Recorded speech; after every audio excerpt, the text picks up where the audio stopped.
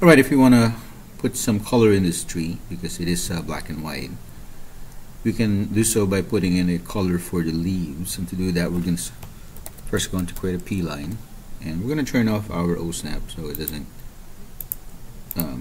get on the way. And what we're going to do is we're simply going to just we're going to turn also, no, I'm just going to draw like a random shape of the area where we want these green leaves to go. Okay.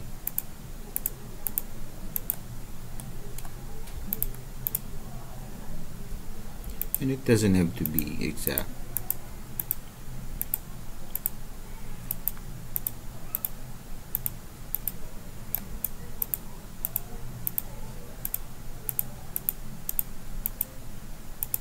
But you don't want it to be just like a regular rectangle or something. And once you're done, you simply type C to close.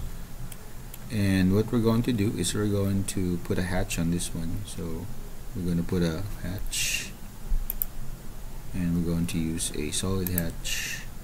And this time we're going to click select objects, not pick points. So we're going to select the P line, and then it created a hatch for you. We can adjust the transparency here, increase that, and you can see it's becoming transparent. And then we don't want it to be red, right? So we know that this is supposed to be underlay elevation tree here, but we want it to be color green, so we can actually override the color here and then select a green from this color. Okay, click close. We can delete this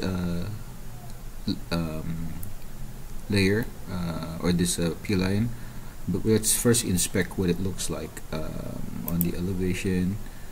I did modify and I created a new elevation with the color on here, so I'm just going to bring it up like that.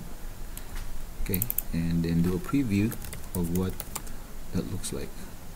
Okay, it looks like the transparency doesn't affect the fill.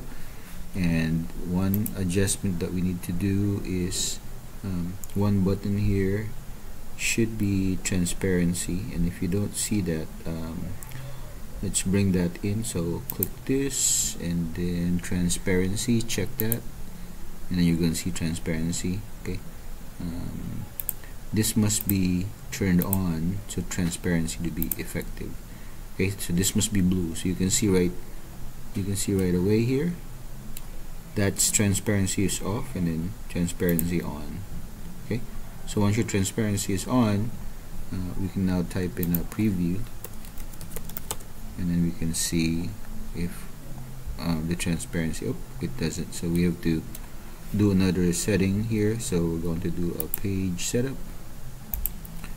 and modify, and we want to plot transparency. Make sure there's check over here, then we click OK, close, and then do another preview, and then we can see now there's a little color green there. That might be too transparent, so we might need to adjust it. Okay, so to adjust it, we just double click here and then select the hatch and then adjust the transparency. It's too much. I'm gonna maybe 48% or something. Close hatch editor.